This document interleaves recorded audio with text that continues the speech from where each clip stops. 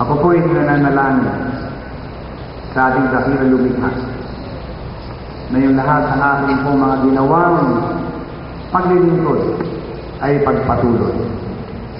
Kaya inuulit ko po, yung pong nagpadyaryo sa akin, yung gumawa ng hindi maganda, yung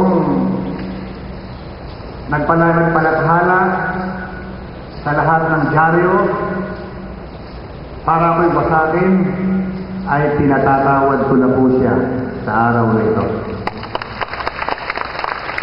Pinatatawad ko po siya, pero sa hina ng palakpak ninyo, parang ayaw niyong patawarin. Para sa hina ng palakpak niyo ay ayaw niyong patawarin. Pero ako ayaw kong mag-iwan ng galit sa aking puso. Sapagkat ito naman ay politika lang, ayaw kong magtanim ng galit sa aking kapwa. Kasama rin natin ang ating kaibigan na si Mel.